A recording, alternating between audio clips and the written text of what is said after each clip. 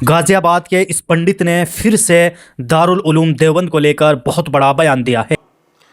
آج 22 فروری 2024 کو دارالعلوم دیوبند نے غزوہ ہند کی آدھیکارک گھوشنا اپنے ایک فتوے کے مادھیم سے کر دی ہے۔ کوئی اس کا ارتھ سمجھے یا نہ سمجھے، آپ اتر پردیش کے مکھیہ منتری ہیں اور ہم سبھی چاہتے ہیں کہ آپ ایک دن بھارت کے پردھان منتری بنیں۔ میرا آپ سے انورودھ ہے، انہوں نے 100 کروڑ ہندوؤں کی ہتیا کا فتویٰ دیا ہے۔ میں آپ سے انورودھ کرنا چاہتا ہوں، آپ کا بلڈوزر اب دارالعلوم دیوبند تک پہنچنا چاہیے۔ آپ کا بلڈوزر وہاں پہنچے اور دارالعلوم دیوبند کو دھوست کر کے دکھائیے۔ چھوٹے موٹے لوگوں پر بلڈوزر چلا کر کچھ نہیں ہونے والا ہے۔ آج ہی آپ کے بلڈوزر، میرا انورودھ ہے، دارالعلوم دیوبند کو دھوست کریے۔ اور میرا ہندوؤں سے انورودھ ہے، اگر تمہارے یہ نیتا نہیں کر پاتے اس کام کو تو ہندوؤں تم کرو، ورنہ یہ تمہاری نسلوں کو نہیں چھوڑیں گے۔ اس یتی نے سی ایم یوگی سے مانگ کی ہے کہ دارالعلوم دیوبند کو بلڈوزر سے گرا دیا جائے۔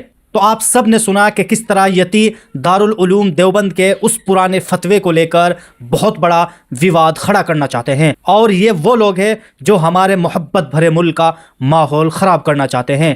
یتی کے اس بیان کے بعد آپ سب سے ریکویسٹ ہے کہ آپ ڈاکٹر مفتی مکرم صاحب کا یہ بیان بھی سنیے، اور ساتھ میں ہندوستان کے کونے کونے تک ڈاکٹر مفتی مکرم صاحب کا یہ بیان ضرور پہنچ جانا چاہیے، تاکہ لوگوں کو پتہ چلے کہ مسلمانوں نے ہندوستان کے لیے کیا کیا ہے۔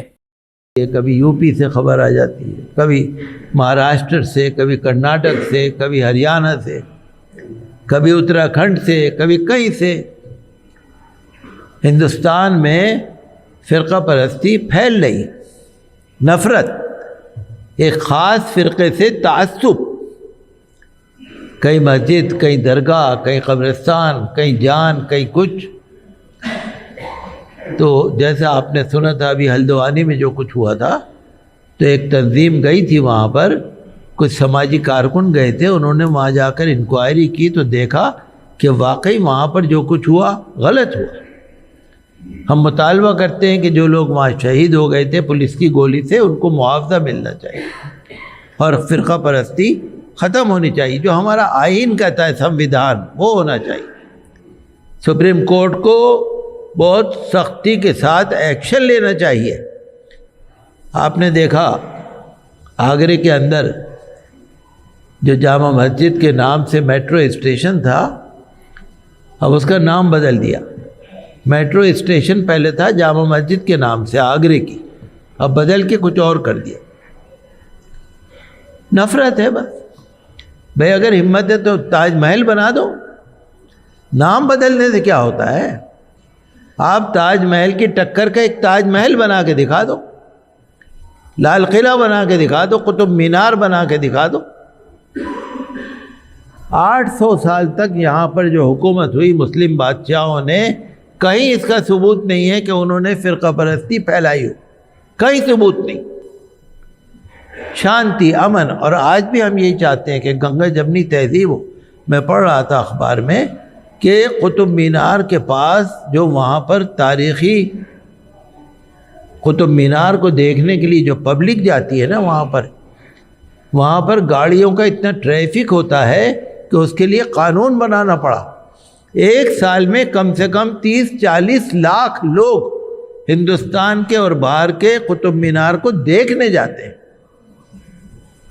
ہندوستان کا فائدہ ہے نا بھائی، ہندوستان کا نام بھی ہے، ہندوستان کا فائدہ بھی ہے۔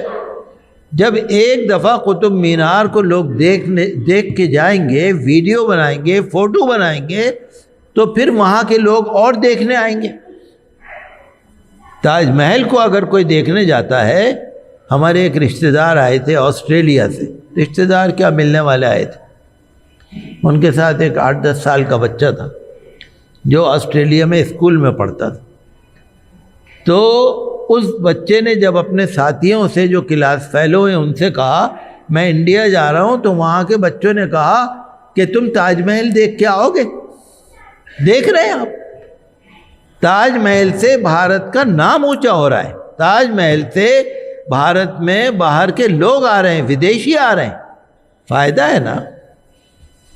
تو ہم تو یہ چاہتے ہیں کہ دیکھیے ہمارے ملک میں امن رہے، شانتی رہے۔ 1991 میں جو قانون بنا ہے ورشپ پلیسز ایکٹ، اس پہ عمل ہونا چاہیے۔